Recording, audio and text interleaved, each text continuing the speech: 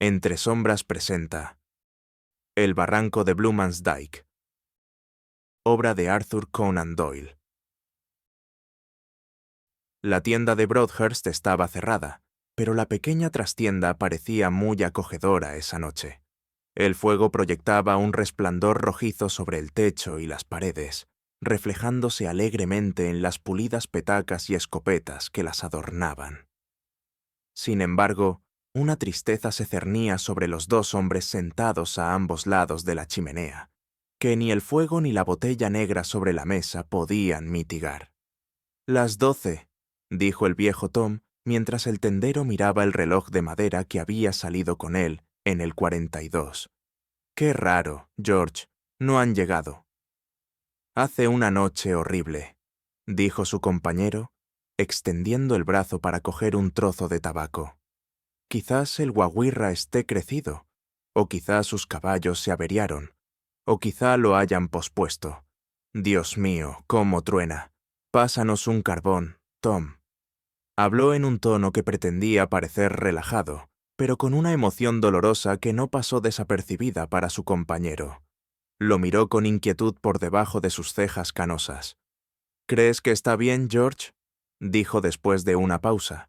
«¿Crees que está bien? Bueno, los muchachos están a salvo». «¿Seguro que están a salvo?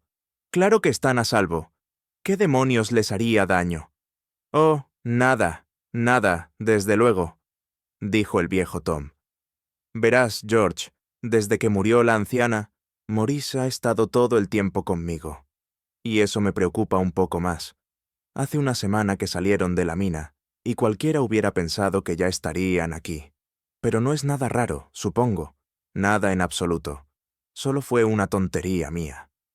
«¿Qué les puede pasar?», repitió George Hutton, argumentando para convencerse a sí mismo en lugar de a su camarada.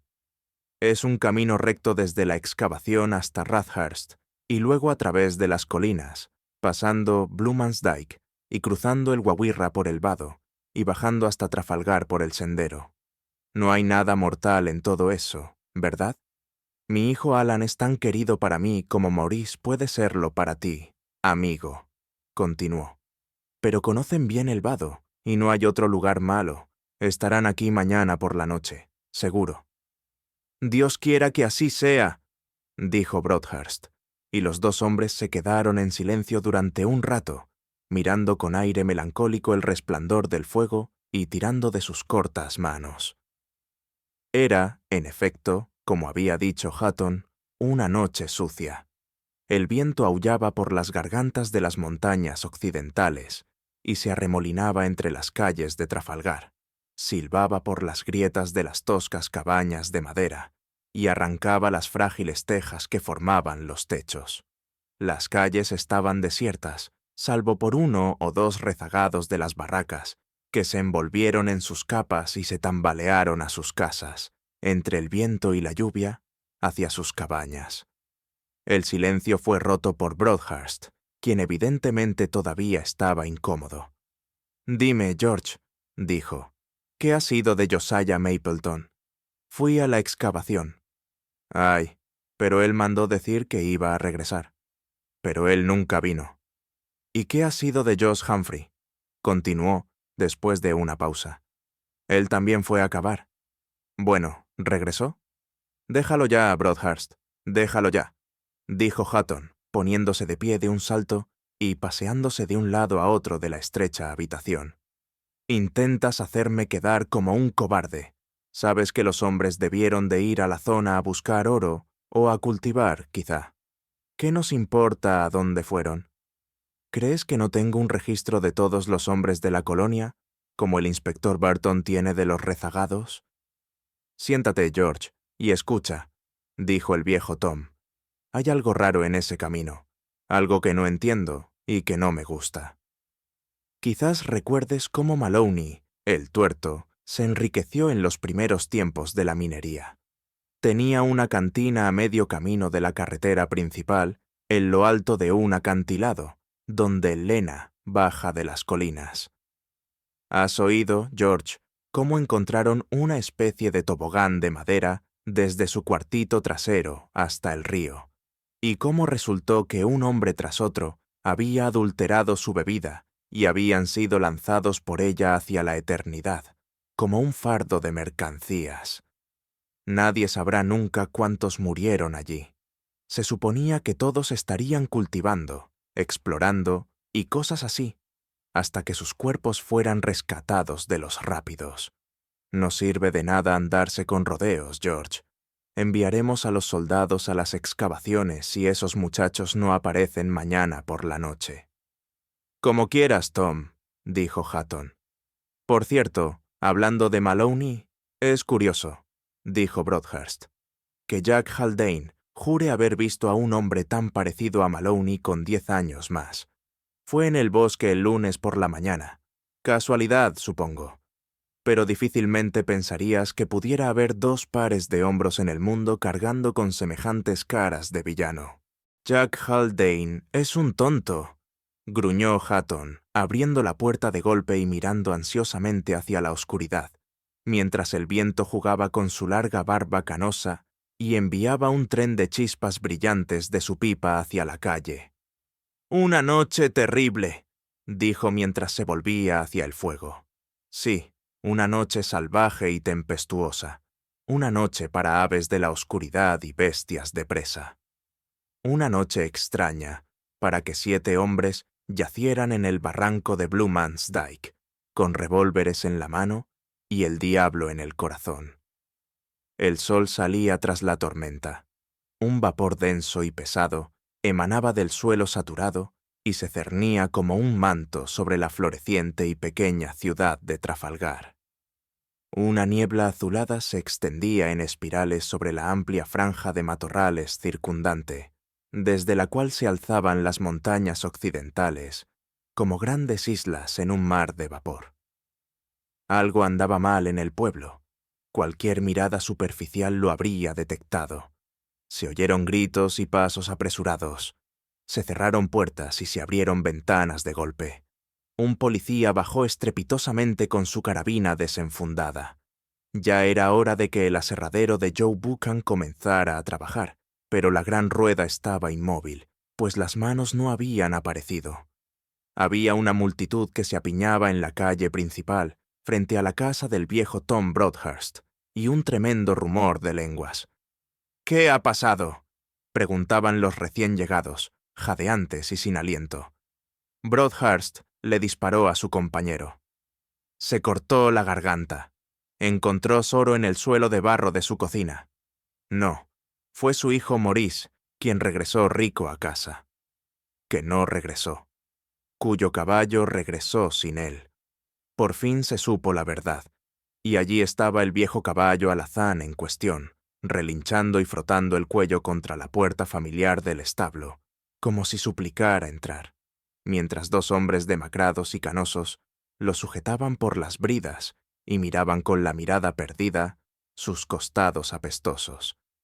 «Dios me ayude», dijo el viejo Tom Broadhurst. «Es como me temía». «Anímate, amigo», dijo Hatton, calándose el tosco sombrero de paja hasta la frente. «Aún hay esperanza». Un murmullo comprensivo y alentador recorrió la multitud. Probablemente el caballo se escapó, o han sido robados, o nadó por el Guaguirra y se lo llevó la corriente, sugirió un consolador de Job. «No tiene ninguna marca de hematomas», dijo otro, más esperanzado.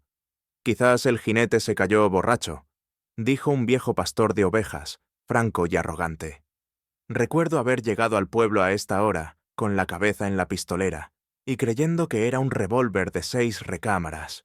Estaba completamente borracho». Maurice tenía un buen asiento. Nunca se lavaría. Él no. «El caballo tiene una roncha en el cuarto delantero», comentó otro, más observador que el resto. «Un golpe de látigo, tal vez». «Sería muy difícil». «¿Dónde está Chicago Bill?», dijo alguien. «Él lo sabrá». Así invocado, una figura extraña y demacrada apareció frente a la multitud.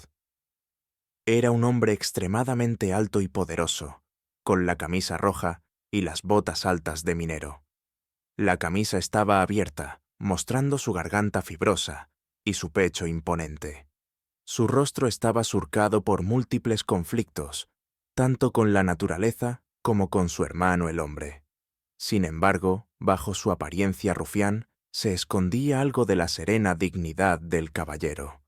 Este hombre era un veterano buscador de oro, un auténtico californiano de 49 años, que había abandonado los campos disgustado cuando la empresa privada comenzó a menguar ante la formación de enormes sociedades anónimas con su pesada maquinaria. Pero la arcilla roja, con sus pequeños puntos brillantes, se había convertido para él en el aliento de su nariz, y había recorrido medio mundo para buscarla una vez más. «Aquí está Chicago Bill», dijo. «¿Qué es?» Bill era considerado, naturalmente, un oráculo, en virtud de su destreza y variada experiencia. Todas las miradas se volvieron hacia él cuando Braxton, el joven agente de policía irlandés, dijo: «¿Qué opinas del caballo, Bill?» El yanqui no tenía prisa por comprometerse. Examinó al animal un rato con su astuto ojito gris. Se inclinó y examinó las cinchas. Luego palpó la crin con cuidado. Se inclinó de nuevo y examinó los cascos y luego los cuartos traseros. Su mirada se posó en la roncha azul ya mencionada. Esto pareció ponerlo en una pista, pues emitió un silbido largo y bajo, y procedió de inmediato a examinar el pelo a ambos lados de la silla. Al parecer, vio algo concluyente, pues, mirando de reojo bajo sus pobladas cejas a los dos ancianos que estaban a su lado, se dio la vuelta y se perdió entre la multitud. «Bueno, ¿qué opinas?», gritaron una docena de voces. «Hay un trabajo para ti», dijo Bill, mirando al joven soldado irlandés. «¿Qué pasa? ¿Qué le ha pasado al joven Broadhurst? Él hizo lo que hombres mejores hicieron antes. Cavó un pozo en busca de oro y sacó un ataúd». «¡Habla, hombre! ¿Qué has visto?», gritó una voz ronca. «He visto el roce de la bala de un bandido en el cuarto trasero del caballo y una gota de sangre del jinete en el borde de la silla. A ver, chicos, sujeten al viejo. No lo dejen caer. Denle un trago de brandy y llévenlo adentro. Oigan», continuó en un susurro, agarrando al soldado por la muñeca. «Tengan en cuenta que estoy en esto. Jugamos esta partida juntos. Estoy totalmente seguro de esa alimaña. Haremos lo que hacen en Nevada. Atacar mientras el hierro está caliente. Reúnan a todos los hombres que puedan. Supongo que estarán dispuestos a venir ustedes mismos». «Sí, iré», dijo el joven Braxton con una sonrisa tranquila. El americano lo miró con aprobación. Había aprendido en sus andanzas que un irlandés que se vuelve más silencioso cuando se le conmueve profundamente es un espécimen muy peligroso del género Homo. «Buen muchacho», murmuró, y los dos se fueron juntos calle abajo hacia la estación, seguidos por media docena de los más decididos de la multitud. Una palabra antes de continuar con nuestra historia, o mejor dicho, nuestra crónica, ya que cada palabra se basa en hechos. El soldado colonial de hace 15 o 20 años era muy diferente de su representante actual. No pretendo menospreciar la valentía de este último, pero en cuanto a temeridad, audacia y caballerosidad andante, la antigua policía nunca ha sido igualada. La razón es simple. Hombres de noble cuna, hijos menores y libertinos que habían dejado atrás al policía, fueron enviados a Australia con la loca idea de hacer fortuna. Al llegar, encontraron que Melbourne no era en absoluto el dorado que esperaban. No eran aptos para ningún empleo. Su dinero se dilapidó rápidamente, y sin duda, se unieron a la policía montada. Así se formó una especie de Maison Rouge colonial, donde el soldado raso más bajo tenía tanto orgullo de cuna y educación como sus oficiales.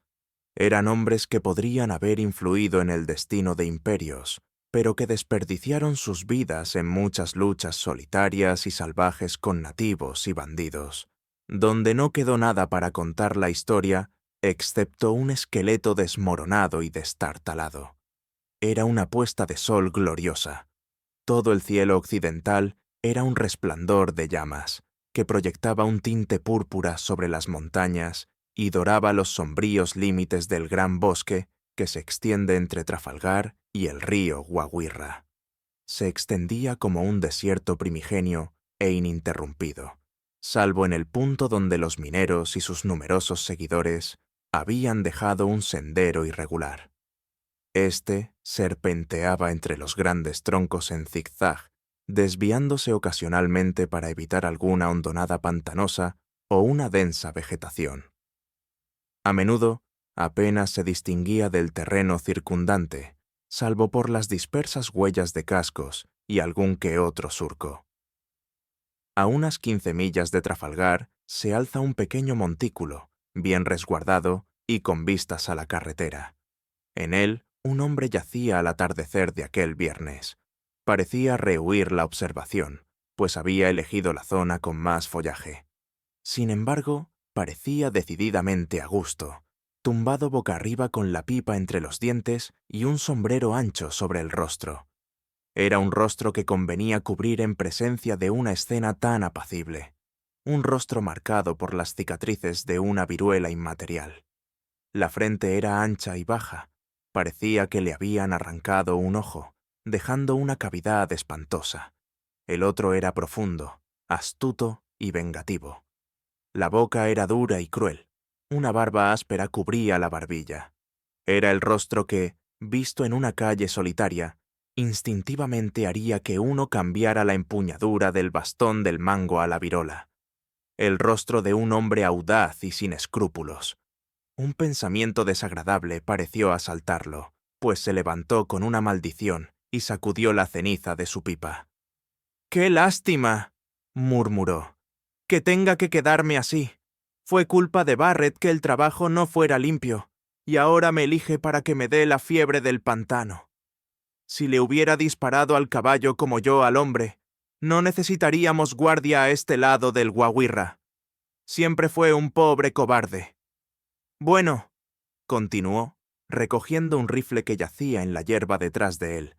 «No tiene sentido esperar más. No se pondrán en marcha durante la noche.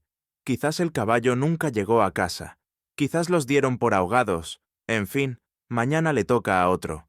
Así que les daré 5 minutos y luego seguiré mi rastro». Se sentó en el tocón de un árbol mientras hablaba y tarareaba la estrofa de una canción. Una idea repentina pareció asaltarlo, pues metió la mano en el bolsillo y, tras rebuscar un rato, sacó una baraja de naipes envuelta en un sucio papel marrón.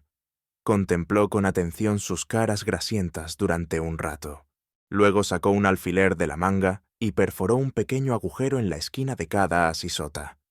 Rió entre dientes mientras los barajaba y los volvía a guardar en el bolsillo. «Me quedo con mi parte del botín», gruñó. «Son afilados, pero no se darán cuenta con el licor dentro. Por Dios, aquí están».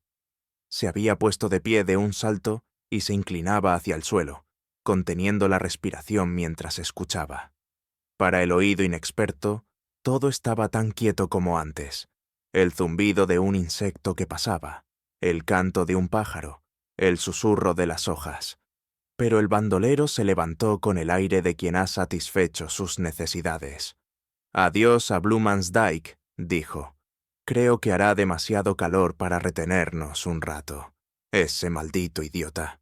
Ha echado a perder un buen polvo, y además nos ha arriesgado el pellejo. Pero veré cuántos son y quiénes son», continuó, y eligiendo un punto donde un matorral áspero formaba una eficaz pantalla, se enroscó y se quedó tendido como una serpiente venenosa, levantando la cabeza de vez en cuando y escudriñando entre los troncos la franja rojiza que marcaba el camino de Trafalgar. Ya no cabía duda de la llegada de un grupo de jinetes. Para cuando nuestro amigo estuvo completamente atrincherado en su escondite, el sonido de voces y el repiqueteo de cascos se oían con claridad, y un instante después, una tropa de jinetes apareció rápidamente por la curva del camino. Eran 11 en total, armados hasta los dientes y, evidentemente, en alerta. 2 cabalgaban al frente con los rifles desenfundados escudriñando con atención cada arbusto que pudiera albergar a un enemigo. El grupo principal se mantenía a unos 50 metros detrás de ellos, mientras un jinete solitario cerraba la marcha. El guardabosques los observó atentamente al pasar. Pareció reconocer a la mayoría. Algunos eran sus enemigos naturales, los soldados. La mayoría eran mineros que se habían ofrecido como voluntarios para acabar con un mal que afectaba tan directamente a sus intereses. Eran un grupo de hombres de piel bronceada, con un aire deliberado, como si hubieran venido con un propósito y quisieran alcanzarlo. Cuando el último jinete pasó ante su escondite, el solitario observador se sobresaltó y gruñó una maldición para sí mismo. «Conozco su maldita cara», dijo. «Es Bill Hunker, el hombre que le dio una paliza a Long Nat Smeaton en Silver City en el 53. ¿Qué demonios lo trajo aquí?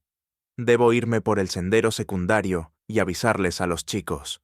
Dicho esto, cogió su arma y, con el ceño fruncido mirando al grupo distante, se agachó y desapareció rápida y silenciosamente, desapareciendo de la vista, en la espesura del bosque. La expedición partió de Trafalgar la tarde del mismo día en que el caballo de Maurice Broadhurst, cubierto de espuma y asustado, galopó hasta la puerta del viejo establo. Burton, el inspector de policía, un hombre enérgico y capaz, como pueden atestiguar todos los que lo conocieron, estaba al mando. Había destacado a Braxton, el joven irlandés, y a Thompson, otro soldado, como vanguardia. Él mismo cabalgaba con el grueso del grupo, canoso y delgado, pero tan erguido en la retaguardia como cuando él y yo construimos una choza en 1939, en lo que hoy es Burke Street, Melbourne. Con él estaban MacGillivray, Foley y Anson, del cuerpo de Trafalgar, Hartley, el pastor de ovejas, Murdoch y Somerville, que habían amasado su fortuna en las minas, y Dan Murphy, quien quedó desprovisto de recursos cuando la arcilla del Oriente se convirtió en grava, y desde entonces anhelaba una lucha cuerpo a cuerpo. Chicago Bill formó la retaguardia, y todo el grupo presentó una apariencia que, aunque lejos de ser militar, era decididamente bélica.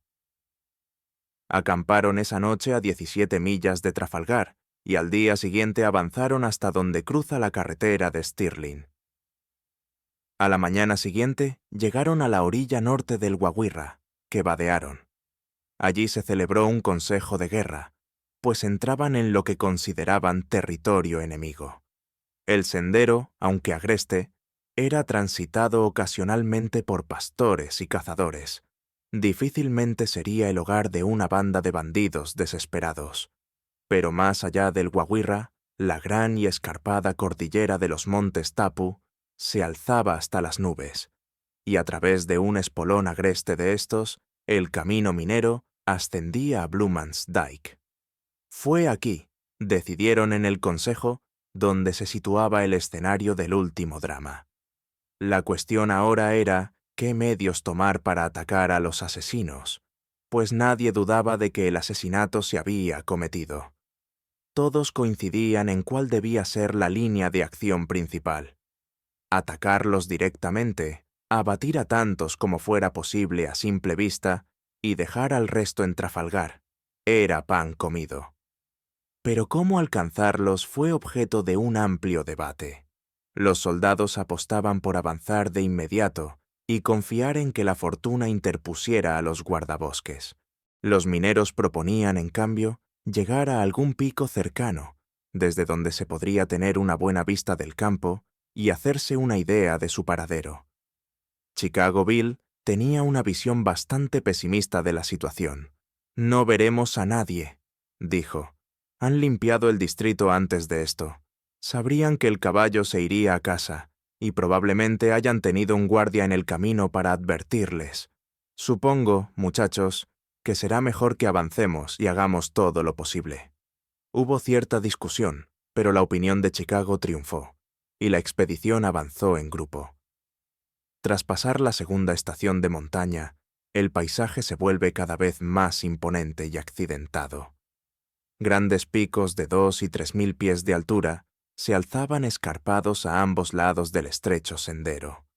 El fuerte viento y la lluvia de la tormenta habían derribado muchos escombros, y el camino era casi intransitable en algunos tramos. Con frecuencia, se vieron obligados a desmontar y guiar a los caballos. «Ya falta poco, muchachos», dijo el inspector alegremente, mientras avanzaban con dificultad, y señaló una gran grieta oscura que se abría ante ellos entre dos acantilados casi perpendiculares. «Están ahí», dijo, «o en ninguna parte». Un poco más arriba, el camino mejoró, y su avance fue más rápido. Se ordenó un alto, se desenfundaron las armas y se aflojaron las pistolas de los cinturones, pues el gran barranco de Blumansdyke, la zona más agreste de toda la cordillera Tapu, se abría ante ellos. Pero no se veía nada. Todo estaba tan quieto como una tumba.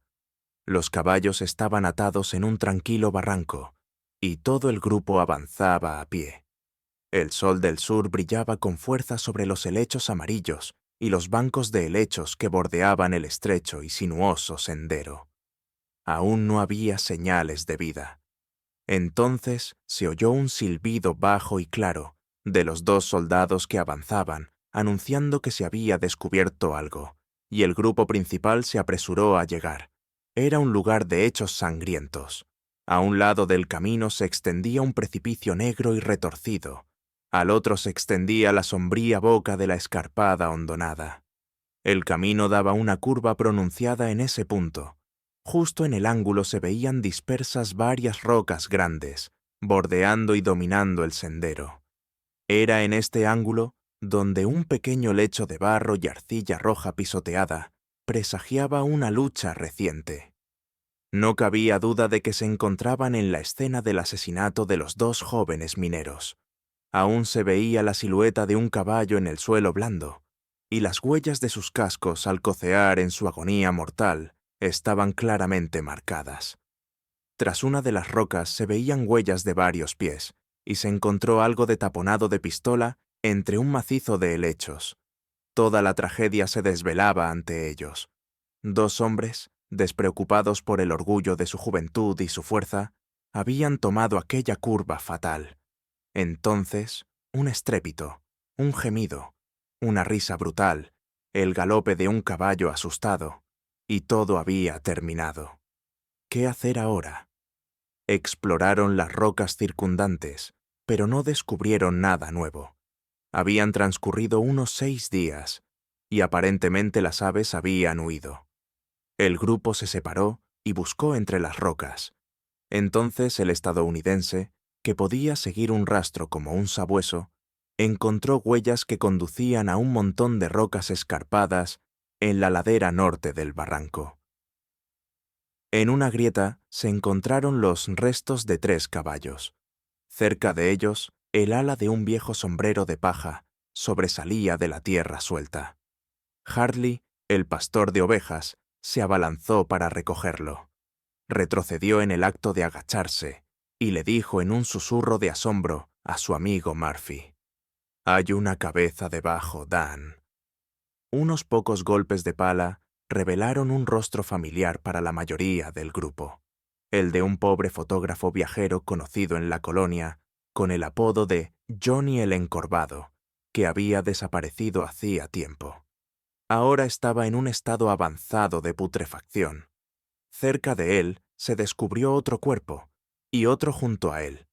En total, 13 víctimas de estos matones ingleses yacían a la sombra de la gran pared norte del barranco de Blumansdyke.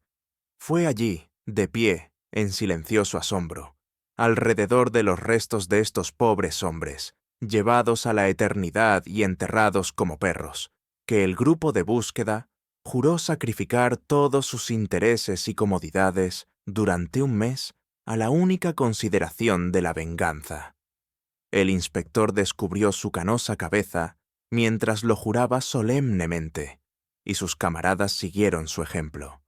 Los cuerpos fueron entonces, con una breve oración, depositados en una tumba más profunda, Se erigió un tosco túmulo sobre ellos, y los 11 hombres emprendieron su misión de justicia severa. Habían pasado 3 semanas y 2 días. El sol se ponía sobre la extensa extensión de matorrales inexplorados y desconocidos, que se extiende desde la ladera oriental de las montañas Tapu. Salvo algún deportista excéntrico o un audaz buscador de oro, ningún colono se había aventurado jamás en esa tierra desolada. Sin embargo, en esa tarde de otoño, 2 hombres se encontraban en un pequeño claro, en pleno corazón. Estaban ocupados atando sus caballos, y al parecer, preparándose para acampar allí. Aunque demacrados, desaliñados y cansados, aún se podía reconocer a 2 de nuestros antiguos conocidos, el joven soldado irlandés y el estadounidense Chicago Bill. Este fue el último esfuerzo del grupo vengador. Habían atravesado las gargantas de la montaña, explorado cada barranco y hondonada, y ahora se habían dividido en varios grupos pequeños. Tras haber designado un lugar de encuentro, recorrían la región con la esperanza de encontrar algún rastro de los asesinos. Foley y Anson permanecieron en las colinas. Murdoch y Dan Murphy exploraron hacia Rathurst, Somerville, y el inspector ascendieron por el Wawirra, mientras que los demás, en 3 grupos, vagaban por la maleza oriental. Tanto el soldado como el minero parecían abatidos y cansados. Uno había partido con visiones de gloria y la esperanza de un atajo hacia los codiciados galones, que lo pondrían por encima de sus compañeros. El otro había obedecido a un rudo y salvaje sentido de la justicia, y ambos estaban igualmente decepcionados. Los caballos estaban atados con estacas, y los hombres se arrojaron pesadamente al suelo. No había necesidad de encender fuego. Unas pocas brasas y un poco de tocino oxidado eran todas sus provisiones. Braxton las sacó y le dio su parte a su camarada. Comieron su tosca comida en silencio. Braxton fue el primero en romper el silencio. «Estamos jugando nuestra última carta», dijo.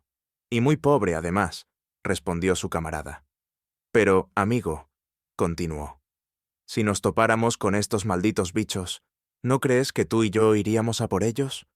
Supongo que iría primero a por Trafalgar». Braxton sonrió. El coraje temerario de Chicago era demasiado conocido en la colonia como para que sus palabras lo pusieran en duda. Los mineros aún cuentan cómo, durante la primera gran oleada de 1952, un rufián fanfarrón, basándose en un comentario similar del pionero, intentó forjarse una reputación atacándolo sin provocación, y los narradores luego se deslizan imperceptiblemente hacia un relato de la elegante conducta de Bill con la viuda, cómo le había dado su aseo de la semana para que empezara a trabajar en una cantina. Braxton pensó en esto mientras sonreía ante los comentarios de Chicago y observaba sus enormes extremidades y su rostro curtido por el clima. «Será mejor que veamos dónde estamos antes de que oscurezca», dijo, y levantándose, apoyó su arma contra el tronco de un eucalipto azul y, agarrando algunas de las enredaderas que colgaban de él, comenzó a trepar rápida y silenciosamente. «Su alma es demasiado grande para su cuerpo», gruñó el americano mientras observaba la oscura y ágil figura que se recortaba contra el pálido cielo azul del atardecer. «¿Qué ves, Jack?», gritó, pues el soldado ya había llegado a la rama más alta y estaba inspeccionando el terreno. «Arbusto, arbusto, nada más que arbusto», dijo la voz entre las hojas. «Espera un momento. Hay una especie de colina a unas 3 millas al noreste. La veo por encima de los árboles de allí, aunque no nos sirve de mucho», continuó, tras una pausa, «porque parece un lugar árido y pedregoso». Chicago caminaba de un lado a otro al pie del árbol. «Parece que lleva muchísimo tiempo buscándolo», murmuró, después de 10 minutos. «Ah, aquí está». Y el soldado se abalanzó sobre él y aterrizó jadeante justo delante de él. «¿Pero qué le pasa? ¿Qué te pasa, Jack?» Algo pasaba. Era evidente. Había una luz en los ojos azules de Braxton y un rubor en su pálida mejilla. «Bill», dijo, poniendo su mano sobre el hombro de su compañero, «ya es hora de que te dirijas a los asentamientos». «¿Qué quieres decir?», dijo Chicago. «Bueno, quiero decir que los asesinos están a una legua de nosotros y que pienso ir a por ellos». «No te enfades, viejo», añadió. «Claro que sabía que solo bromeabas. Pero ahí están, Bill. Vi humo en la cima de esa colina, y no era humo bueno ni honesto, ¿entiendes? Era humo de leña seca, y estaba destinado a ocultarse. Al principio pensé que era niebla, pero no, era humo, lo juro. Solo podían ser ellos. ¿Quién más acamparía en la cima de una colina desolada? Los tenemos, Bill. Los tenemos tan seguro como el destino. O nos tienen a nosotros, gruñó el americano. Pero toma, muchacho, aquí está mi catalejo. Sube corriendo a echarles un vistazo. Está demasiado oscuro ahora, dijo Braxton. Acamparemos esta noche. No hay miedo de que se muevan. Se quedarán allí hasta que todo pase. Puedes estar seguro. Así que nos aseguraremos de que estén por la mañana. El minero miró lastimeramente hacia el árbol, y luego hacia abajo, hacia sus 14 piedras de músculo sólido. «Supongo que debo creerte», se quejó, «pero eres lo suficientemente nativo del bosque como para distinguir el humo de la niebla y una fogata de una abierta. No podemos hacer nada esta noche hasta que encontremos el camino, así que creo que será mejor que demos de beber a los caballos y descansemos bien esta noche». Braxton parecía ser de la misma opinión, así que después de unos minutos de preparación, los dos hombres se envolvieron en sus capas y se tumbaron, dos pequeños puntos oscuros, sobre la gran alfombra verde del arbusto primigenio. Con las primeras luces grises del amanecer, Chicago se incorporó y despertó a su camarada. Una densa niebla se cernía sobre el matorral. Apenas podían ver la imponente silueta de los árboles al otro lado del pequeño claro. Sus ropas brillaban con las pequeñas gotas de humedad. Se cepillaron y se acuclillaron, como en el bosque, sobre su desayuno rústico. La neblina parecía disiparse un poco. Podían ver 50 yardas en todas direcciones. El minero caminaba de un lado a otro en silencio, rumiando un tapón de Barrett's Twist. Braxton estaba sentado en un árbol caído, limpiando y engrasando su revólver con una esponja.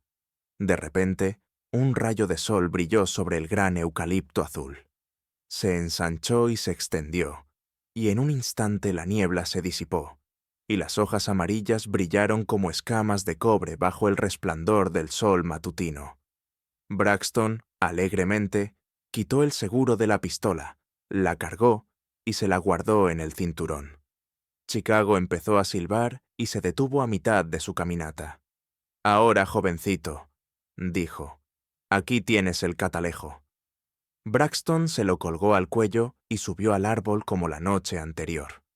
Fue pan comido para el soldado, un trepador espléndido, como puedo atestiguar, pues lo vi 2 años después trepando por el estay de popa más alto de la fragata Héctor, en medio de un vendaval, por una apuesta de una botella de vino.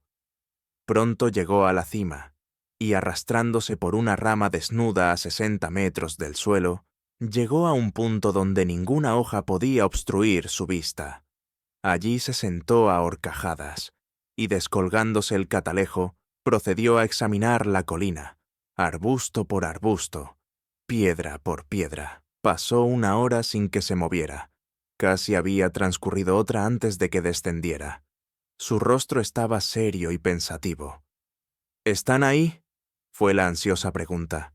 «Sí, están ahí». «¿Cuántos?». «Solo he visto 5, pero puede que haya más. Espera a que lo piense, Bill». El minero lo miró con la misma reverencia que la materia siente por la mente. Pensar las cosas no era su fuerte. «Que me aspen si puedo ayudarte», se disculpó. «No me es natural conspirar y planear. Probablemente sea por falta de educación. A mi padre se le consideraba el hombre más testarudo de Estados Unidos. El juez Jeffers, Dejó entrever que el viejo quería entregar sus cheques, así que se arriesgó cuando llegaba la primera locomotora que venía de Vermont. Le pusieron una multa de $100 por volcar esa locomotora, y el viejo se llevó un dolor de cabeza terrible. Braxton apenas pareció escuchar esta anécdota familiar. Estaba sumido en sus pensamientos. «Mira, anciano», dijo, «siéntate a mi lado en el tronco y escucha lo que te digo. Recuerda que estás aquí como voluntario, Bill. No tienes por qué venir. Ahora estoy aquí cumpliendo con mi deber. Tu nombre es conocido en todo el asentamiento. Eras un hombre marcado cuando yo estaba en la guardería. Ahora, Bill, te voy a pedir algo importante.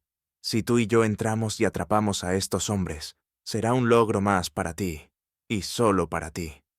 ¿Qué saben los demás de Jack Braxton, el soldado raso? Difícilmente se le mencionaría en el asunto. Ahora, quiero hacerme un nombre hoy. Tendremos que capturar a estos hombres por sorpresa al anochecer, y será tan fácil para un hombre decidido como para dos. Quizás más fácil, porque hay menos posibilidades de que nos detecten. Bill, quiero que te quedes con los caballos y me dejes ir solo. Chicago se puso de pie de un salto con un gruñido de indignación y empezó a pasearse de un lado a otro frente a los árboles caídos. Luego pareció dominarse, pues volvió a sentarse. «Te darían una buena tunda, muchacho», dijo, poniendo la mano en el hombro de Braxton. «No te serviría de nada». «No», dijo el policía. «Tomaría tu pistola además de la mía, y necesitaría mucho mordisqueo». «Mi personaje quedaría arruinado», dijo Bill. «Está más allá del alcance de la calumnia. Puedes darme una oportunidad justa». Bill enterró su cara entre sus manos y pensó un poco. «Bueno, muchacho», dijo mirando hacia arriba, «yo me encargaré de los caballos». Braxton le apretó la mano. «Pocos hombres lo habrían hecho, Bill. Eres un amigo que vale la pena tener. Ahora pasaremos el día como podamos, viejo, y nos quedaremos en casa hasta la noche. No saldré hasta 1 hora después del anochecer, así que tenemos tiempo de sobra». El día transcurrió lentamente. El soldado yacía entre los musgos, bajo el gran eucalipto azul, absorto en sus pensamientos. 1 o 2 veces creyó oír la risa subterránea y el golpe en el muslo, que solían indicar la diversión del minero. Pero al levantar la vista hacia aquel individuo, la expresión de su rostro era tan solemne, por no decir fúnebre, que evidentemente era una ilusión. Disfrutaron de su escasa comida y cena con alegría y apetito voraz. La anterior apatía había dado paso a la vivacidad y la actividad, ahora que su objetivo estaba a la vista. Chicago floreció con muchas experiencias extrañas y vibrantes reminiscencias de la vida del oeste. Las horas transcurrieron rápidas y alegremente. El soldado sacó una venerable baraja de cartas de su funda y propuso el eucre. Pero su sociabilidad y la dificultad general para distinguir el rey de tréboles del as de corazones ejercieron una influencia deprimente en los jugadores. Poco a poco, el sol se puso sobre la vasta naturaleza. La sombra cayó sobre el pequeño claro, mientras la colina distante todavía estaba salpicada de oro. Luego ésta también se volvió violácea.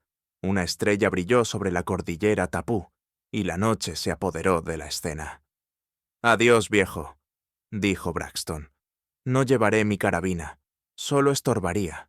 No puedo agradecerte lo suficiente por darme esta oportunidad. Si me aniquilan, Bill, no los perderás de vista, lo sé, y dirás que morí como un hombre. No tengo amigos ni mensaje, y nada en el mundo excepto esta baraja de cartas. Quédate con ellas, Bill. Eran una baraja preciosa en el 52. Si ves humo en la colina por la mañana, sabrás que todo está bien, y subirás los caballos enseguida. Si no, cabalgarás hasta Fallen Pine, donde nos encontraríamos, cabalgando día y noche. Bill, dile al inspector Burton que sabes dónde están los guardabosques, que el soldado Braxton ha muerto, y que dijo que debía subir a sus hombres, o si no, volvería de la tumba, y los conduciría él mismo. Hazlo, Bill, Adiós. Un gran silencio se apoderó del corazón de aquel bosque desolado. El croar de una rana, el gorgoteo de un pequeño arroyo medio oculto entre la hierba alta. Ningún otro sonido. Entonces, un arrendajo, despertado, emitió un agudo parloteo. Otro se unió y otro más. Un pinzón azul chilló. Un wombat pasó corriendo para llegar a su madriguera.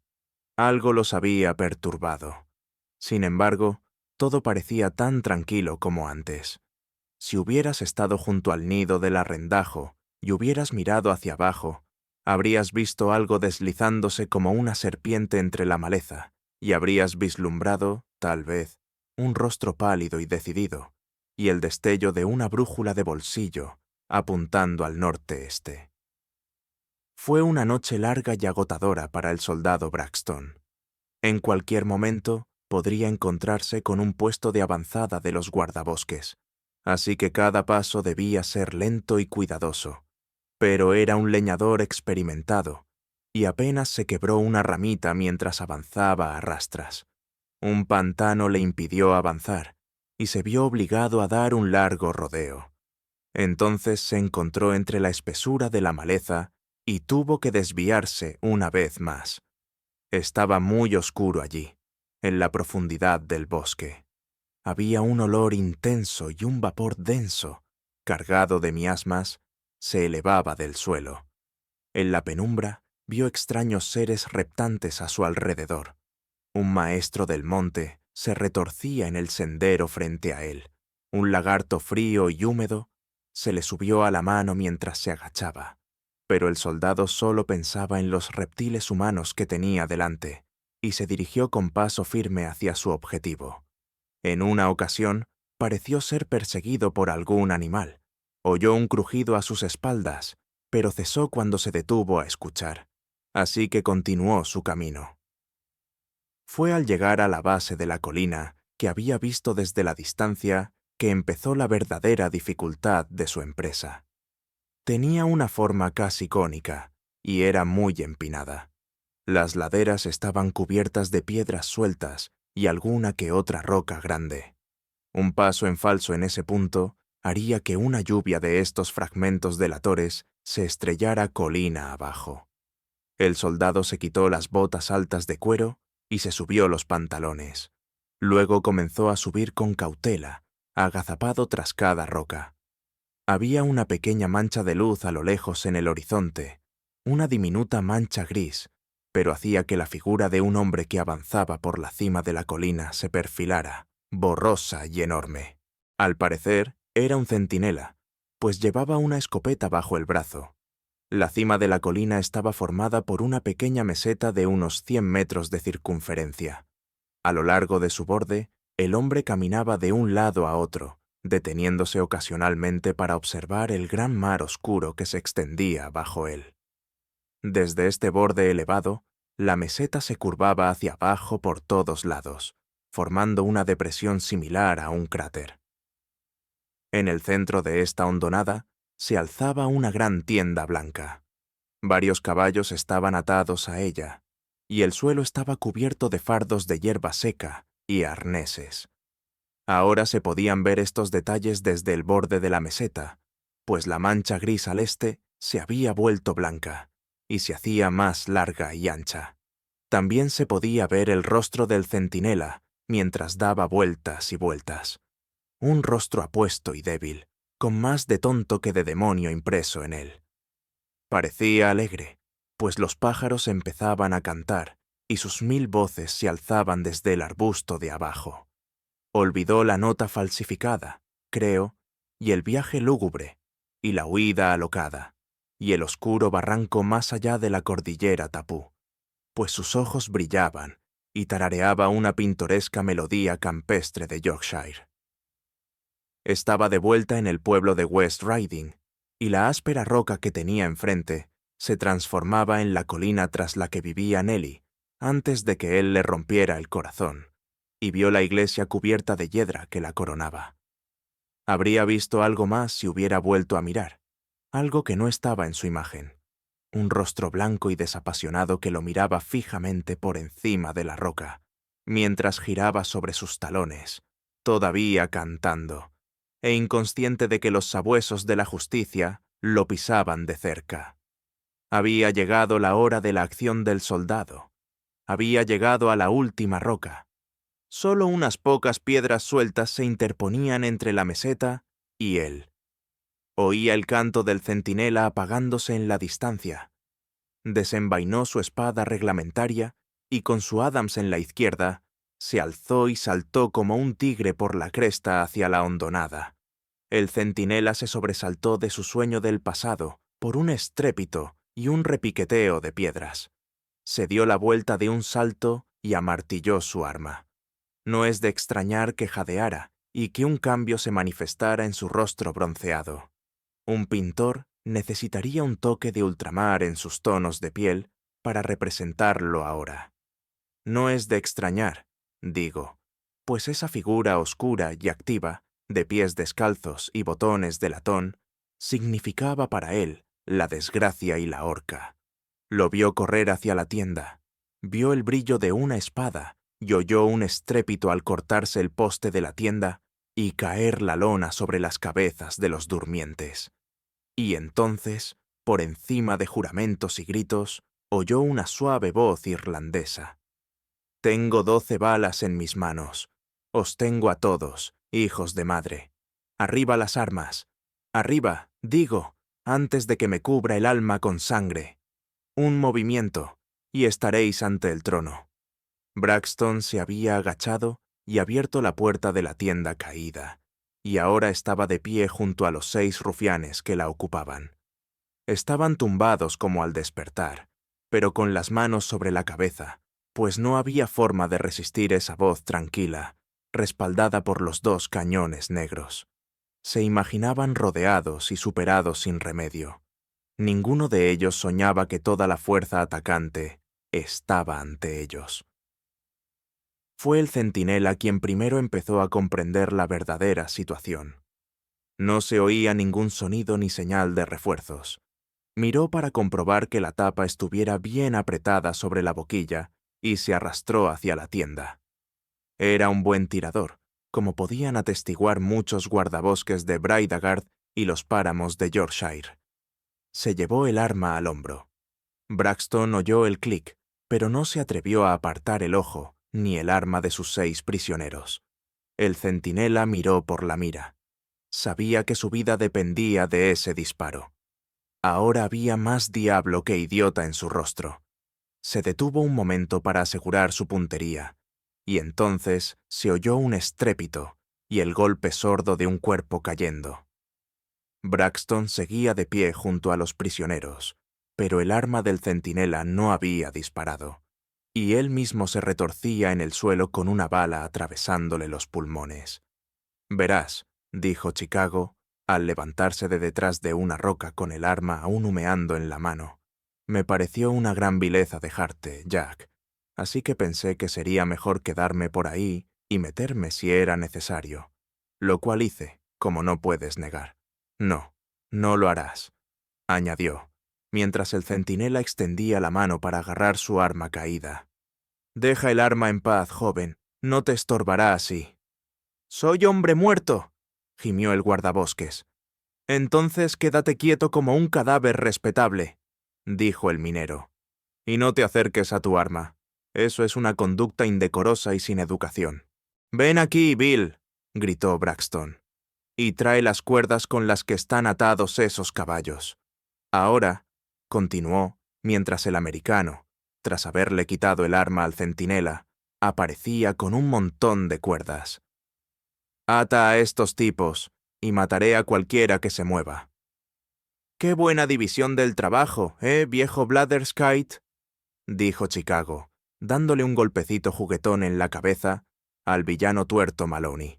«Vamos, el más feo primero». Diciendo esto, empezó con él y lo sujetó firmemente. Uno tras otro, los guardabosques fueron atados, todos excepto el herido, que estaba demasiado indefenso como para necesitar que lo sujetaran. Entonces, Chicago bajó y trajo los caballos, mientras Braxton permanecía de guardia. Y para el mediodía, La cabalgata ya estaba en plena marcha a través del bosque, rumbo a Fallen Pine, el punto de encuentro del grupo de búsqueda. El herido fue atado a un caballo al frente. Los demás guardabosques lo siguieron a pie por seguridad, mientras que el soldado y Chicago cerraban la marcha. Había una triste reunión en Fallen Pine, uno a uno, bronceados por el sol, desgarrados por las zarzas, debilitados por el miasma venenoso de las marismas, todos con la misma historia de privaciones y fracasos. Somerville y el inspector se habían encontrado con los negros más allá del vado superior y apenas lograron escapar con vida. Los soldados Foley y Anson se encontraban bien, aunque algo demacrados por las privaciones. Harley había perdido su caballo por la mordedura de un oso de monte. Murdoch y Murphy habían recorrido el monte hasta Rathurst, pero sin éxito. Todos estaban abatidos y cansados. Solo esperaban la llegada de 2 de ellos para emprender el regreso a Trafalgar. Era mediodía, y el sol caía a plomo con un resplandor despiadado sobre el pequeño claro. Los hombres yacían a la sombra de los troncos, algunos fumando, otros con el sombrero sobre la cara y medio dormidos. Los caballos estaban atados aquí y allá, con aspecto tan apático como sus amos. Solo el viejo caballo de guerra del inspector parecía superior al clima. Un caballo astuto y despreocupado que había visto el mundo y era casi tan versado en la carpintería como su amo. Como decía Chicago, salvo trepar a un árbol, no había nada que ese caballo no pudiera hacer, y lo intentaría con creces si se le obligaba. El viejo Sowback parecía incómodo esa tarde. 2 veces había aguzado las orejas, y una vez había levantado la cabeza como para relinchar, pero se detuvo antes de comprometerse. El inspector lo miró con curiosidad y guardó su espuma de mar en su estuche. Las pipas de espuma de mar siempre fueron la debilidad del pobre Jim Barton. «Dios mío, señor», le he oído decir, «a un caballero se le conoce por su pipa. Cuando baja de categoría, su pipa tiene más vitalidad». Guardó la funda dentro de su uniforme y se acercó al caballo. Las orejas aún le temblaban. «Oye algo», dijo el inspector. «Por Dios, yo también. Aquí, chicos, salten. Viene un grupo de hombres». Todos los hombres saltaron a la cabeza de sus caballos. «Oigo cascos y oigo el paso de hombres a pie. Deben ser un grupo grande. Vienen directos hacia nosotros. A cubierto, chicos, y disparen sus armas». Los hombres giraron a derecha e izquierda, y en pocos instantes el claro quedó desierto. Solo el cañón marrón de un arma, aquí y allá, entre la hierba alta y los helechos, indicaba dónde estaban agazapados. «Tranquilos, chicos», dijo Burton. «Si son enemigos, no disparen hasta que yo dé la orden. Luego, uno por uno, apunten bajo y dejen que se disipe el humo. Rangers, por Dios», añadió, mientras un jinete irrumpía en el claro un poco más abajo, con la cabeza gacha sobre el cuello de su caballo. «¡Más!», gruñó, mientras varios hombres emergían del arbusto en el mismo punto. «¡Por todos los cielos, se los llevaron! ¡Ya veo las cuerdas! ¡Hurra!». Y al instante siguiente, Braxton y Chicago fueron acorralados por 9 hombres que gritaban y bailaban, que tiraban de ellos, les daban palmadas en la espalda y los arrastraban de tal manera que Maloney susurró con el ceño fruncido. «Si hubiéramos tenido el coraje de hacer tanto, hoy seríamos hombres libres. Y ahora nuestra historia está casi terminada. Hemos registrado un hecho que creemos merece una difusión más amplia que la del bar colonial y la chimenea del pastor de ovejas, pues el soldado Braxton y su captura de los asesinos de Bluman's Dyke son palabras de familia desde hace mucho tiempo, entre nuestros hermanos de la Inglaterra de los mares del sur. No necesitamos detallar ese alegre viaje a Trafalgar, ni la bienvenida, ni el intento de linchamiento, ni cómo Maloney, el gran criminal, desmintió el testimonio de la reina, y así se escapó de la horca. Todo eso se puede leer en la prensa colonial con más claridad de la que yo puedo contar. Mi amigo Jack Braxton es oficial ahora, como su padre lo fue antes que él, y todavía está en las fuerzas de Trafalgar. A Bill lo vi por última vez en el 61, cuando llegó a Londres a cargo de la barcaza Wellingtonia para la exposición internacional. Me temo que está en plena forma, ya que se dedicó a la cría de ovejas, pues apenas pesó 100 kilos y su peso de combate solía ser de 14, pero se ve sano y fuerte. Maloney fue linchado en Placerville, al menos eso escuché.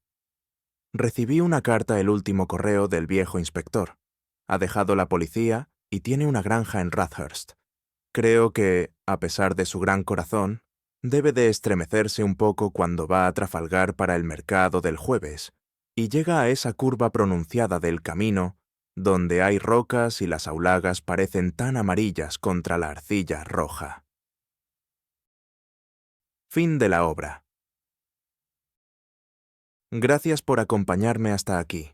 Si te gustó esta obra, no olvides darle like, suscribirte y activar la campanita para no perderte los próximos audiolibros y reflexiones literarias. Nos vemos en el próximo video.